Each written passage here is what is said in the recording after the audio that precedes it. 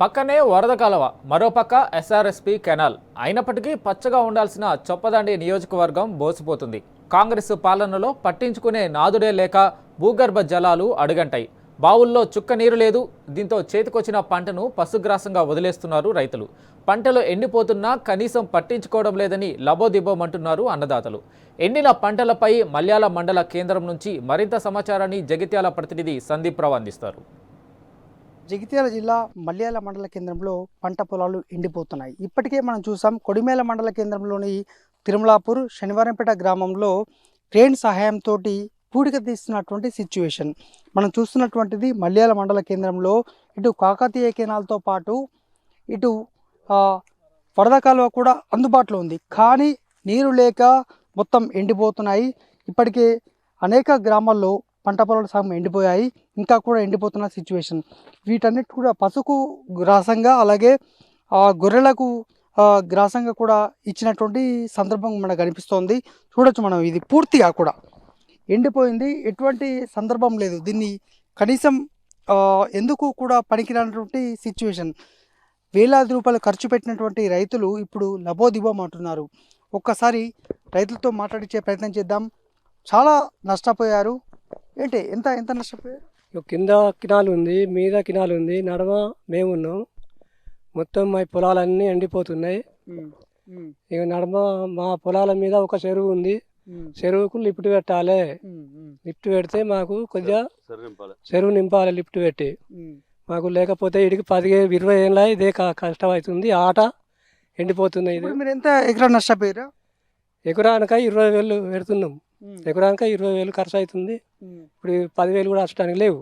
ఇప్పుడు మీ పంట ఎంత నష్టపోయినారు మీరు?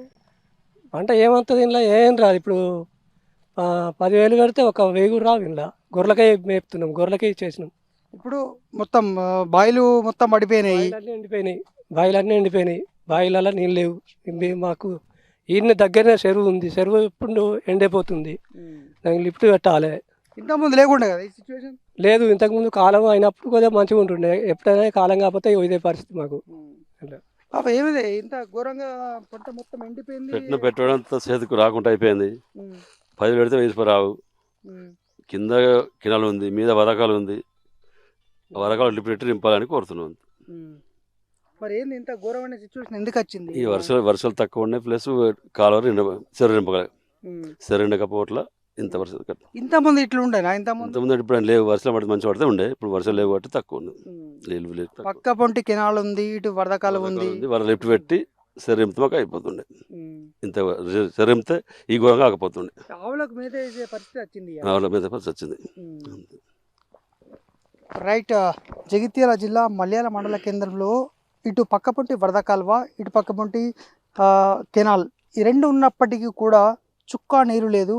పంట పొలాలు ఎండిపోతున్నటువంటి సిచ్యువేషన్ స్థానిక రైతులే చెప్తున్నారు. మరి ఇప్పటికైనా ప్రత్యామ్నాయ మార్గాలు ఉన్నప్పటికీ కూడా చేయొచ్చినటువంటి సందర్భం. కానీ స్థానిక ఎమ్మెల్యే మేడిపల్లి సత్యం చొరవ తీసుకుంటే ఈ రైతులకు న్యాయం చేయొచ్చు. మరి చూద్దాం, ఇప్పటికైనా రైతులకు న్యాయం చేస్తారా లేకపోతే వాళ్ళ పరిస్థితి ఇంతేనా? లేని పక్షంలో పూర్తి స్థాయిలో మిగతా పంటలు కూడా ఎండిపోయేటువంటి సందర్భం కనిపిస్తోంది. మల్యాల మండల కేంద్రంలోని మల్యాల కూతబెట్టు దూరంలో ఇటు పక్క పొంటి వరద కాలువ ఉంది, ఇటు మిగతా కెనాల్ కూడా ఉంది, చెరువులు కూడా చుట్టుపక్కల కెనాల్ ఉన్నటువంటి చెరువులు ఉన్నటువంటి సందర్భం. మరి చూద్దాం, ఇప్పటికైనా మేడిపల్లి సత్యంతో పాటు ప్రభుత్వం ఆదుకుంటుందా లేకుంటే వీళ్ళ పరిస్థితి ఇంతేనా? ఇదే పరిస్థితి ఉంటే మిగతా పంట పొలాలు కూడా మొత్తం ఎండిపోయే సిచ్యువేషన్ కనిపిస్తోంది.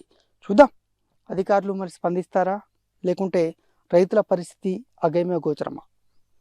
కెమెరా పర్సన్ మనోజ్ కుమార్తో సందీప్ రావు, టీ న్యూస్, జగిత్యాల జిల్లా.